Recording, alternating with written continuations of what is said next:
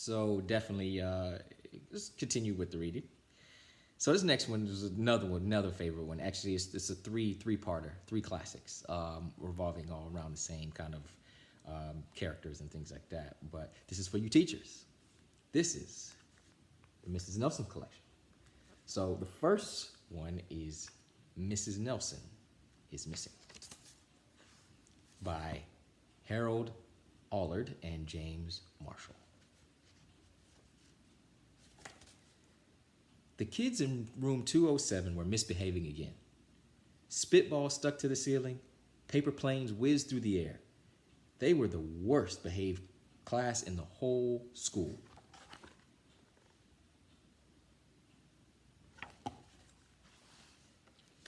Now settle down, said Mrs. Nelson in a sweet voice. But the class would not settle down. They whispered and giggled. They squirmed and made faces.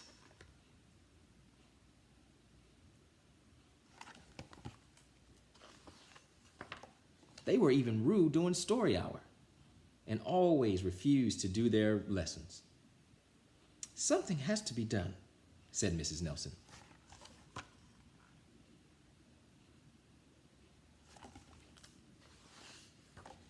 The next morning, Mrs. Nelson did not come to school. Wow, yelled the kids. Now we can really act up. They began to make more spitballs and paper planes. Today, let's be just terrible, they said. Not so fast, hissed an unpleasant voice.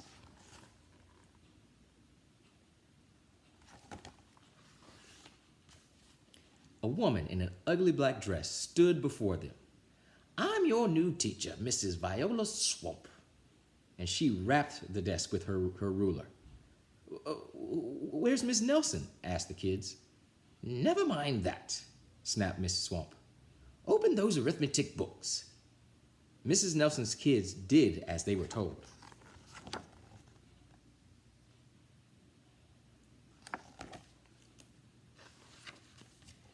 They could see that Mrs. Swamp was a real witch.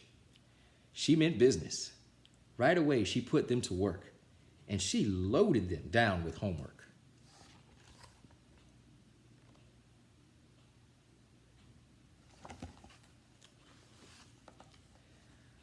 We'll have no story hour today, said Mrs. Swamp. Keep your mouths shut, said Mrs. Swamp. Sit perfectly still, said Mrs. Swamp. And if you misbehave, you will be sorry, said Mrs. Swamp. The kids in room 207 never worked so hard. Days went by and there was no sign of Mrs. Nelson. The kids missed Mrs. Nelson.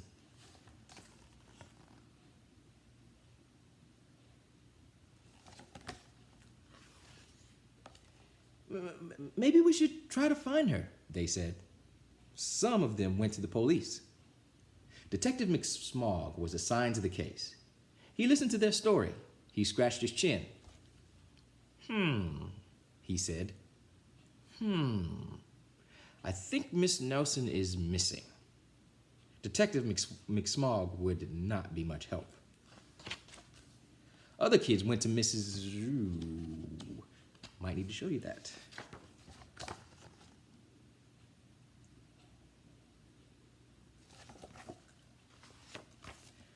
Other kids went to Mrs. Nelson's house. The shades were tightly drawn and no one answered the door. In fact, the only person they did see was the wicked Miss Viola Swamp coming up the street. If she sees us, she'll give us more homework. They got away just in time.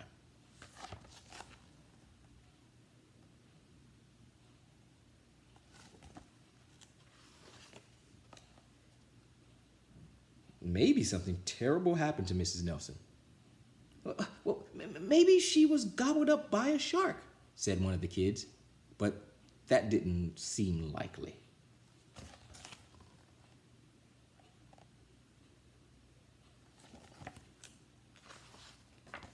Or maybe Miss Nelson went to Mars, said another kid, but that didn't seem likely either.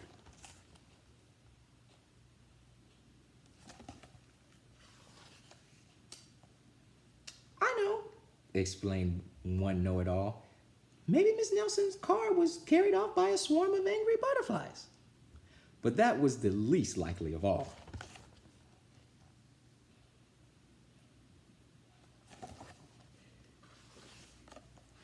The kids in room 207 became very discouraged. It seemed that Mrs. Nelson was never coming back, and they would be stuck with Mrs. Viola Swamp forever. They heard footsteps in the hall. "Oh, here comes the witch," they whispered. "Hello, children," someone said in a sweet voice.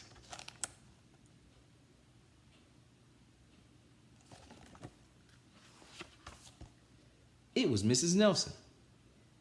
"Did you miss me?" she asked. "We certainly did," cried all the kids. "Where were you?" "That's my secret," said Mrs. Nelson. "How about a story hour?" "Oh, yes," cried the kids. Miss Nelson noticed that during story hour, no one was rude or silly. "Well, what brought about this lovely change?" she asked. "That's our little secret," said the kids.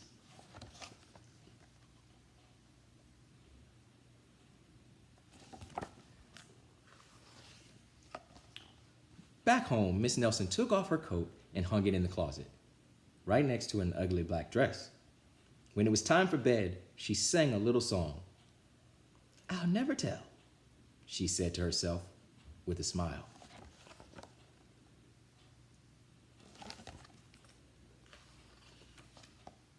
And P.S. Detective McSmog is working on a new case. He is now looking for Miss Viola Swamp. The end. And that was Mrs. Nelson is Missing. A good book. I definitely enjoyed that one. So hope you enjoyed that one. But as always, you don't have to take my word for it.